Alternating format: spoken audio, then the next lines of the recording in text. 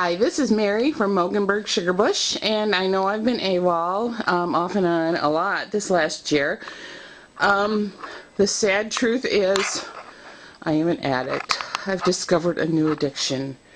I've been resurrecting an old interest of mine, making rag rugs. I purchased a couple from a lady on Etsy and just fell in love with them. And so this is what I've been doing. This is a rug right now that I'm making for my granddaughter for her birthday because she saw it and liked it, and her birthday is actually tomorrow, Friday. And so she helps me by handing me strips.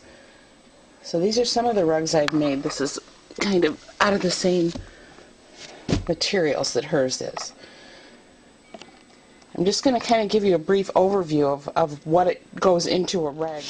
I've looked around online at a lot of rugs, and I'm amazed at the variance in price. The two rugs that I ordered were actually some of the best made rugs I've ever seen, and her prices were ridiculously low, so I know she's not getting her time out of it. But I like making things myself, so I bought two of her rugs, absolutely love them, will keep them forever, but also wanted to make some of my own. So what we've been doing, my daughters and I, we've been scrounging garage sales for bed sheets and comforters and that kind of thing. So this is the first step in the rug making progress. This is a comforter that I'm tearing apart. Actually, I found two of them at a thrift shop in Ohio when we were gone this weekend. So what I'm doing right now, if you can see that stitching, I look for comforters that don't have a lot of quilting in it. Machine quilted rugs that have a lot of quilting in them are a pain to try and take apart. Now, they're almost not worth the trouble because you actually don't get your money's worth as far as the time you put into these rugs. The only reason I think a lot of us do it is because we absolutely love the process. So right now I am ripping the stitching out of this, and I'm going to turn the camera off while I do that. But I take a seam ripper and I go to the stitching. So I'm going to remove that and then I'll show you what happens. Here, if you can see, let's see, my lens cap is in the way. I just go every couple of inches or so and just go in and rip the stitch. So this will pull apart. You can see where it's starting to pull apart there. I'm gonna turn this off. Okay, here you can see I've pulled the stitching away here, and usually if I can get it to a point, I can just start ripping this way and just pull it apart. I'm trying to do this one-handed. So I can put this down here so you can see what I'm doing. So I just start pulling apart here. Now, if the batting's in good condition, I may hang on to it and use it for quilting. Some of this might be usable, but you can see that it's got bare spots, and this looks like a fairly old comforter. It's thick here, but it's really thin here. Okay, it took me maybe 5 minutes to pull that all apart, because as I said, I pick comforters. If I'm going to tear apart a comforter, I don't want to have to remove a lot of stitching. This one didn't have a lot, it just had kind of loops. So this was the back. This was the center. There's quite a few good spots in there that I can use for small pillows or something. So batting's expensive, so I'm going to hang on to that. And then this was the backing. This pink here, I actually used in this rug here from the other comforter that was just like that. So you can see that it's really a great way to repurpose some things that would normally get thrown away. So the next step will be to wash the front and the back fabrics, and then I'll show you how I cut them into strips. Okay, while the other fabric is in the washer and dryer, I'm going to cut some strips so that you can see how they go together. My strips I cut 1.5 inches wide.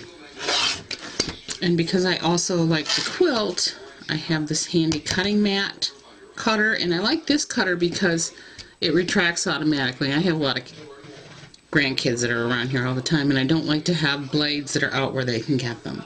So I mark 1.5 inches with my quilter's ruler, as I suspect that a lot of rug makers also quilt. And I cut my strips.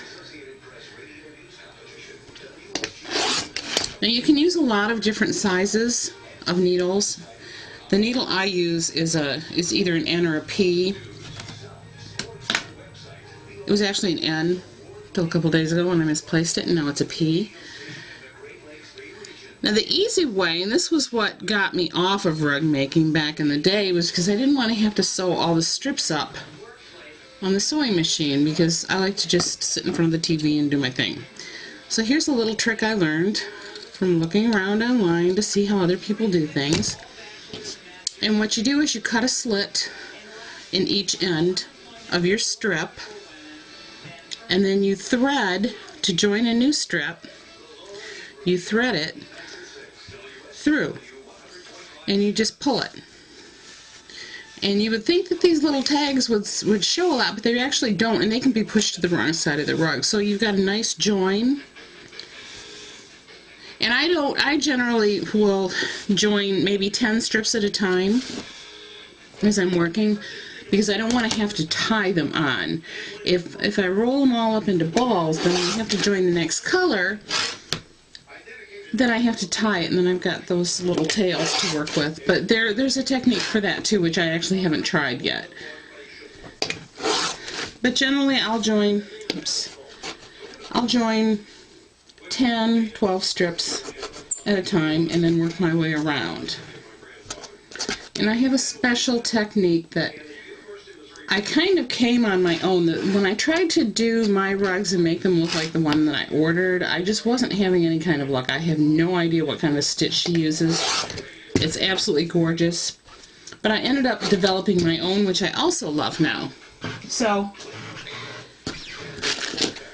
here's the strips all cut, and then usually I'll bag them by color. And then when I'm ready to start Claire's rug, my granddaughter Claire saw the other rug I was working on, and she wants a rug. And her room is pink and lime green. So I'm going to have to find some lime green strips. I'm not sure where I'm going to find those. So I may have to do pink with a neutral to go with her room. But apparently her mom says she's got to clean off her floor so she can actually see the floor before she gets rug. So that's what I do before. This is all prep work before we do the actual crocheting of the rug, which I will start in just a minute. Okay, so here is the first strip of the rug I'm going to make for my granddaughter Claire. And I leave a nice tag here that'll go on the underside. That tells me which side of the rug is the right side of the rug, because generally what I do is I do my increases on one side and then I crochet even on the other. And everybody has different techniques, and you can do a Google search on rug making, rag rug tutorials, and you'll see tons of ideas. My stitch that I use is kind of proprietary, so I'm not actually going to show you that. But if you know how to crochet, you know what to do. You've crocheted in the round before. So what I start with is 6, 2, 3, 4, 5, 6. I start with 6. And this is for a round one. And generally pretty much all the rugs start that way. And then you'll start doing You'll do a single crochet in each of these, and then you'll start your increases. And some people increase six stitches evenly around every row. I do it, because of my technique, I do it a little bit differently. I will increase on the wrong side, which is the side that the tag's hanging out of, and then I will crochet even on the right side. That way I don't have to keep having numbers in my head. Now I do not crochet in a circle, in a spiral. I actually will turn and go the other way. I found that for me, and other people have different opinions, for me, when I join a new color, it's less noticeable. When I first started making rugs, I still have the first rugs that I started, and I'm not real happy with those. So everybody develops their own technique. The rugs that I make, I actually haven't seen any others that look like them. The same way with the 2 rugs that I ordered. The gal's name is Janet Jones, and she's from Rags to Rugs, R-A-G-Z, the number 2, R-U-G-S, and she has an Etsy shop. So if you do a search on her Etsy shop, she gets a nice thick I have absolutely no idea how she does it, because she does crochet them. And her tag is on the other side, so her strips are about the same as mine, but her rugs are nice and thick and fat and fluffy, and they're absolutely gorgeous. So everybody needs to develop their own style of rug. If I were to see one of Janet's rugs, when I'm doing a search on Etsy looking at rugs, I always know Janet's, because hers have a distinct look. That's what I like with my rugs. I have a mix of patterned sheets and solid color, so I like that look. So my rugs hopefully will also have a distinctive look. So I hope this has helped you get an idea of whether you'd like to do rug making. Do a search on, even on YouTube, you'll find tons of videos on how to do this. You can use yarn too. I prefer to use rags because I can find sheets all over the place. So I hope you enjoyed this. This is what has been keeping me from doing my soaping videos. So I hope you enjoyed it. Have a great week, everybody.